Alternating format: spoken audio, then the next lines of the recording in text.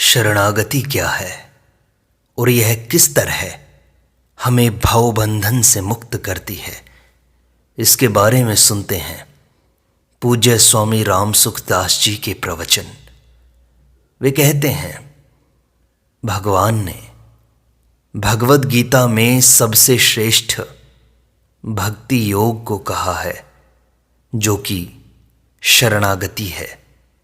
उपदेश भी आरंभ हुआ है अर्जुन के शरण होने से, और अंतिम उपदेश यही दिया है कि सर्वधर्मान परित्यज्य मामेकं शरणं व्रज अहम त्वा सर्व पापेभ्यो मोक्षयिष्यामि मा शुचः। इससे पहले भगवान ने गुह्य कहा, गुह्यतर कहा, गुह्यतम कहा और यहाँ सर्वगुह्यतम कहा। तो सबसे अत्यंत गोपनीय बात कहते हैं, मामेकं शरणं व्रज, एक मेरी शरण में हो जा। अर्जुन ने पूछा था कि धर्म सम्मूढ़ चेताः त्वां पृच्छामि, धर्म के निर्णय करने में मेरी बुद्धि काम नहीं करती, इसलिए आपसे पूछता हूं। भगवान कहते हैं कि जिसका निर्णय तू नहीं कर सकता वह मेरे ऊपर छोड़ दे। अर्जुन धर्म का निर्णय नहीं कर सकता था कि युद्ध करूं या ना करूं। तो भगवान कहते हैं कि यदि तुझे पता नहीं है तो इस दुविधा में मत पड़, इन सबको छोड़कर एक मेरी शरण हो जा, मैं तेरे को संपूर्ण पापों से मुक्त कर दूंगा, तू चिंता मत कर। तो इसमें सब तरह के आश्रय का त्याग कर देना है, किसी का आश्रय नहीं रखना है। मन में किसी अन्य का भरोसा और आश्रय सब छोड़ दें, अनन्य भाव से भगवान की शरण में चले जाएं। साधन और साध्य सब भगवान को ही माने, इस शरणागति को ही माने। यह शरणागति की सबसे गोपनीय और सबसे बढ़िया बात भगवान ने कही। इसमें एक बहुत विशेष रहस्य की बात है, अहम त्वा सर्व पापेभ्यो मोक्षयिष्यामि मा शुचः, मैं तुझे संपूर्ण पापों से मुक्त कर दूंगा, तो चिंता मत कर। यह बड़ी विलक्षण बात कही भगवान ने। इसका यह तात्पर्य नहीं है कि तू शरण हो जाएगा तो तेरा पाप मैं नष्ट कर दूंगा, अर्जुन को लोभ दिया गया हो, ऐसी बात नहीं है। तू अनन्य भाव से शरण हो जा, धर्म की परवाह मत कर। धर्म के त्याग से होने वाले पाप का ठेका मेरे ऊपर आ गया। गीता में कहा है, नेहाभिक्रमनाशोस्ति प्रत्यवायो न विद्यते। निष्काम भाव से जो कर्म करता है उसका उल्टा फल नहीं होता, अधर्म वहां होता ही नहीं। तू केवल मेरी शरण में आ जा, इसके बाद कोई चिंता मत कर। शरण होने के बाद मन में कोई चिंता भी हो जाए, किसी तरह की विपरीत भावना भी पैदा हो जाए, मन भी परमात्मा में न लगे, संसार के पदार्थों में राग द्वेष भी हो जाए, तत्परता और निष्ठा न दिखाई दे, इस तरह की कमियां मालूम हो, तो उन कमियों के लिए भी तो बिल्कुल चिंता मत कर। भगवान की शरण होने पर उसको किसी तरह की चिंता नहीं करनी चाहिए, निश्चिंत हो जाना चाहिए, निर्भय और निशोक हो जाना चाहिए, बिल्कुल निर्द्वंद्व निःशंक हो जाना चाहिए। लोक में क्या दशा होगी, परलोक में होगा क्या मेरा, यहाँ यश होगा या अपमान मिलेगा, निंदा होगी या स्तुति होगी, ठीक होगा या गलत होगा, लाभ होगा या हानि हो जाएगी मेरी, लोग आदर करेंगे या निरादर करेंगे, इन बातों की तरफ ध्यान मत दे। केवल अनन्य शरण हो जा और सबका आश्रय छोड़ दे। तू भय मत कर, शोक भी मत कर और शंका भी मत कर। जो वस्तु चली गई उसका शोक होता है, और विचार में बात आती है तो शंका होती है। शोक का भी त्याग कर दे। मां शुचः का तात्पर्य है कि तू किसी तरह का किंचित मात्र भी सोच मत। मैं तो भगवान के शरण हो गया। जैसे कन्यादान करने पर लड़की समझ लेती है मेरा तो विवाह हो गया, बस एक से संबंध हो गया, अब उम्र भर यह अटल अखंड संबंध है। इस संबंध के बाद चाहे पति रहे न रहे, आदर करे अनादर करे, छोड़ दे सन्यासी हो जाए। हमारी भारत की नारी ऐसी है कि जिस एक को स्वीकार कर लिया तो बस कर लिया। इसी का दृष्टांत संतों ने दिया है कि पतिव्रता रहे पति के पासा, यूं साहिब के डिग रहे दासा। दास भगवान के पास ऐसे रहे जैसे पतिव्रता रहती है। उसका एक ही मालिक, एक ही तरफ उसका विचार रहता है। उसकी राजी में राजी, उसकी सेवा करना। एक ही धर्म एक व्रत नेमा, काय वचन मन पतिपद प्रेमा।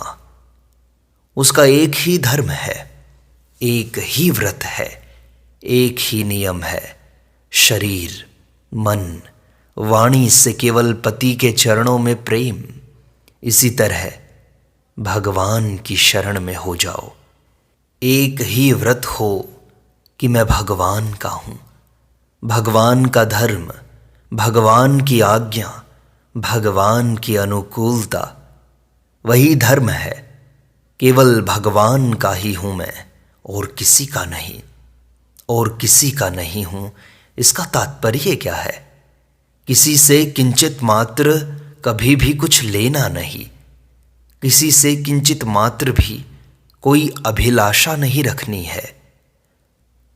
जैसे पतिव्रता होती है, वह घर में सबकी सेवा करती है। सास, ससुर, देवर, जेठ, जेठानी, देवरानी, ननद सबकी सेवा करती है। समय पर अतिथि सत्कार भी करती है, साधुओं को भिक्षा भी देती है, परंतु अपना संबंध किसी के साथ नहीं। देवर जेठ आदि से संबंध है तो पति के नाते से ही है। स्वतंत्र संबंध किसी से कुछ भी नहीं है। इसी तरह का व्रत ले लें कि केवल भगवान से ही मेरा संबंध है और किसी से कुछ संबंध नहीं। नियम है तो भगवान के भजन का और भगवान के शरण होने का, एक यही नियम है। ऐसे अनन्य भाव से भगवान के शरण हो जाओ। किसी अन्य का आश्रय न रहे। दूसरों की सेवा करने में, काम कर देने में, शास्त्र के अनुसार सुख पहुंचाने में दोष नहीं है। दोष है अपने कुछ चाहने में। भगवान की शरण में हो जाने पर किसी से कभी भी किंचित मात्र भी चाहना न हो। मोर दास कहाई नर आसा, करई तो कहू कहा विश्वासा। रामचरितमानस में कहा कि भगवान का दास कहलवाकर किसी से किंचित मात्र भी आशा रखता है तो भगवान का दास कहाँ हुआ। जिस चीज की आशा रखता है उसी का तो दास है, भगवान का दास नहीं है। वह धन संपत्ति का दास है।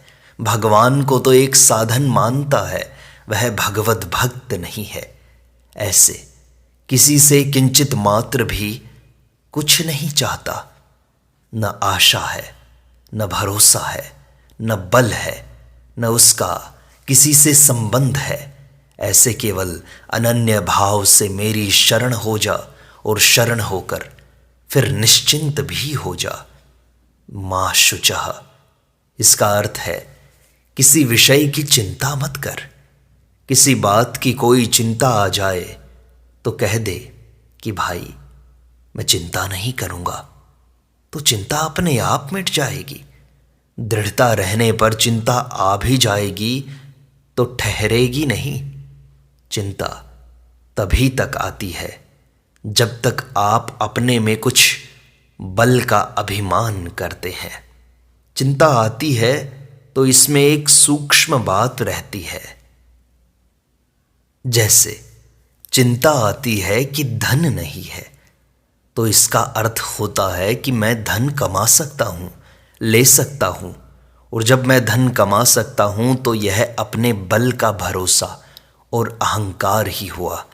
शरणागत व्यक्ति को धन के अभाव का अनुभव तो हो जाएगा, पर उसे चिंता नहीं होगी। ऐसे ही कोई रोग हो जाए तो क्या करूं, रोग दूर नहीं होता, ऐसी चिंता नहीं होगी। रोग होता है वह अच्छा तो नहीं लगता, परंतु रोग दूर नहीं होता, ऐसी चिंता नहीं होगी। चिंता तभी होती है जब रोग दूर करने में अपने पर विश्वास होता है, अपना कोई भरोसा होता है। अपने पर भरोसा बिल्कुल मत रखो। अपने बल का, विद्या का, बुद्धि का, योग्यता का, अधिकार का बल बिल्कुल मत रखो। सुनेरी मैंने निर्बल के बलराम, सर्वथा केवल भगवान का ही बल है, हमारा बल कुछ नहीं है। बल रहने से चिंता होती है, यह बड़ी बारीक बात है। भाई लोग ध्यान दें, जब कभी चिंता होती है तो इसका अर्थ यह होता है कि मैंने यह नहीं किया, वह नहीं किया, यह कर लूंगा, ऐसा कर लूंगा, उसे मैं कर ही लूंगा, तब चिंता होती है।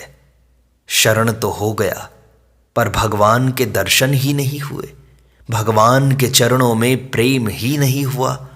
मेरी तो ऐसी अनन्य गाढ़ प्रीति भी नहीं हुई।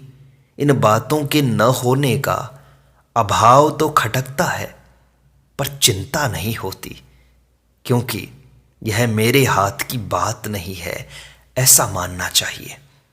मैं तो भगवान को ही पुकारूं, भगवान का ही हूं।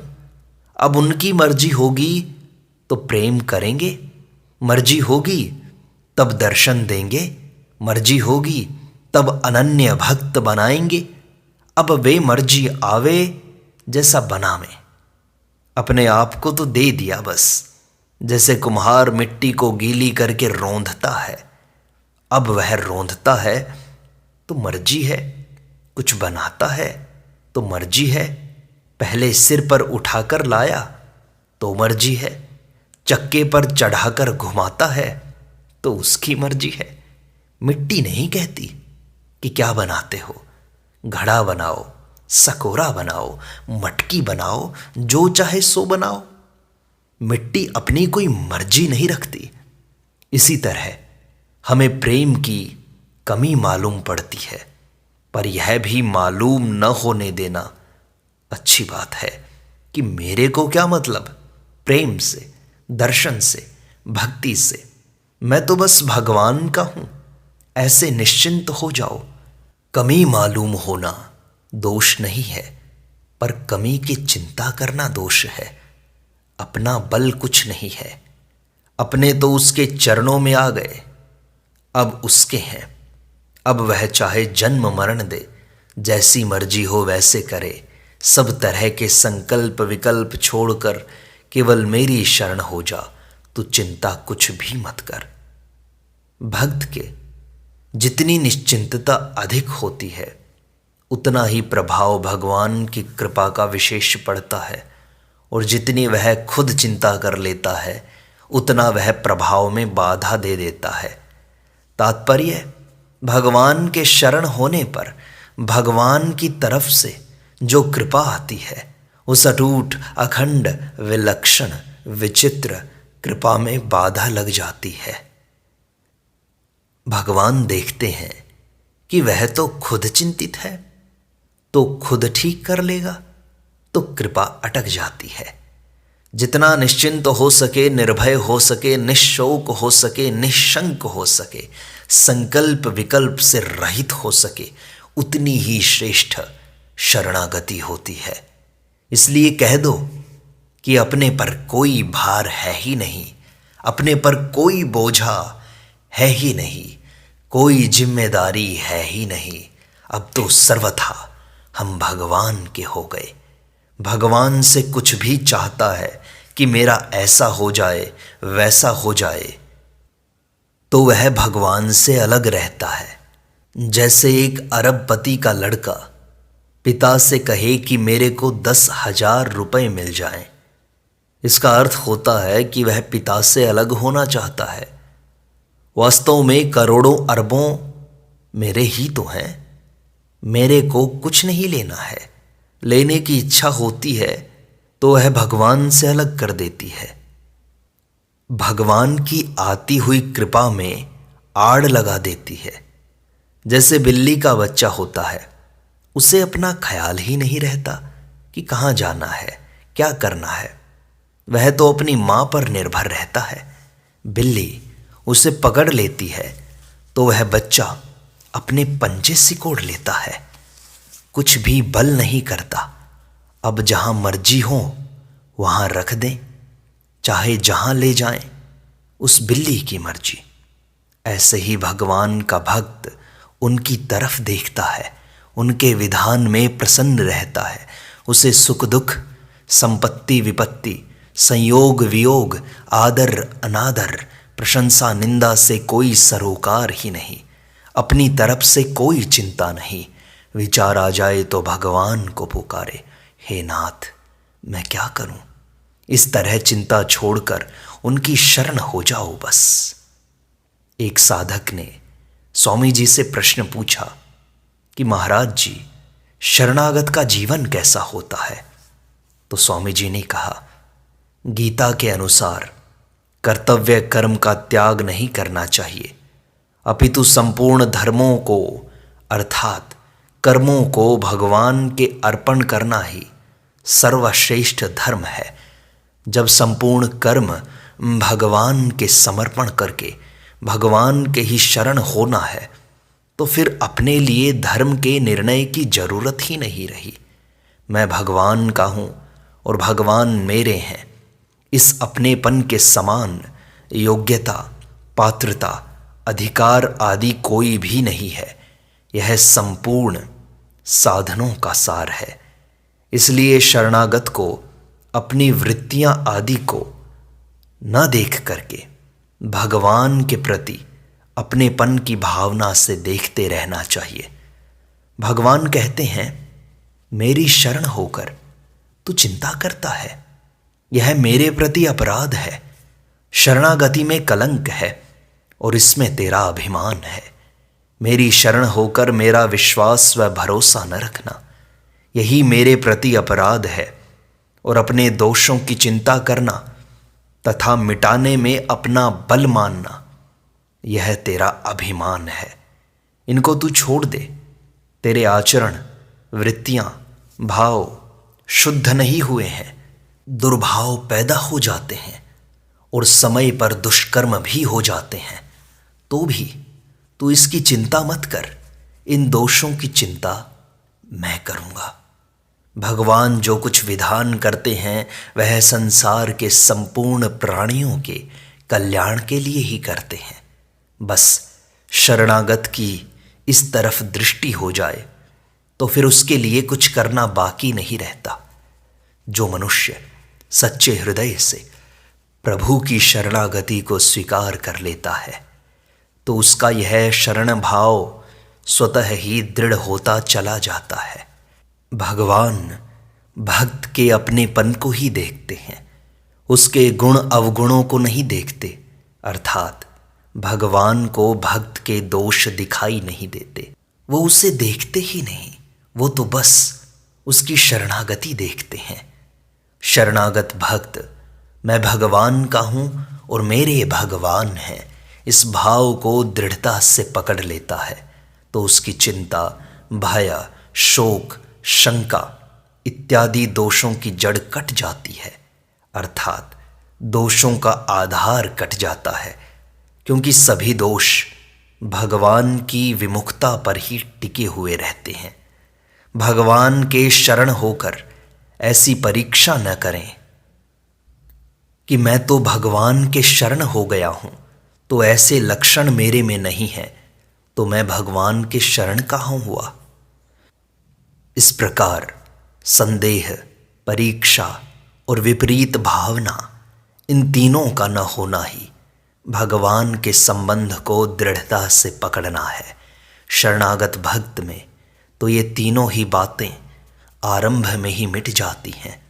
मनुष्य जब भगवान के शरण हो जाता है तो वह प्राणियों से, संपूर्ण विघ्न बाधाओं से निर्भय हो जाता है।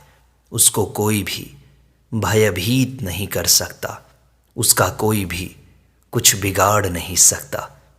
जीवन का उद्धार केवल भगवत कृपा से ही होता है। साधन करने में तो साधक निमित्त मात्र होता है, परंतु साधन की सिद्धि में भगवत कृपा ही मुख्य है। इस दृष्टि से भगवान के साथ किसी तरह का संबंध जोड़ लिया जाए तो वह जीव का कल्याण करने वाला है। जिन्होंने किसी प्रकार भी भगवान से संबंध नहीं जोड़ा, उदासीन ही रहे, वे तो भगवान की प्राप्ति से वंचित ही रह गए। भगवान का अनंत ऐश्वर्य है, माधुर्य है, सौंदर्य है, भगवान की अनेक विभूतियां हैं। इन सब की तरफ शरणागत भक्त देखता ही नहीं। वह तो केवल भगवान के शरण हो जाता है और उसका केवल एक ही भाव रहता है कि मैं केवल भगवान के शरण हूँ और केवल भगवान मेरे हैं। शरणागत की दृष्टि तो केवल भगवान पर ही रहनी चाहिए, भगवान के गुण, प्रभाव आदि पर नहीं। साधन काल में जीवन निर्वाह की समस्या, शरीर में रोग आदि विघ्न बाधाएं आती हैं, परंतु उनके आने पर भी भगवान की कृपा का सहारा रहने से साधक विचलित नहीं होता।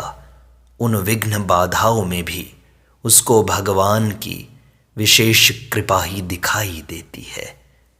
नारायण नारायण नारायण।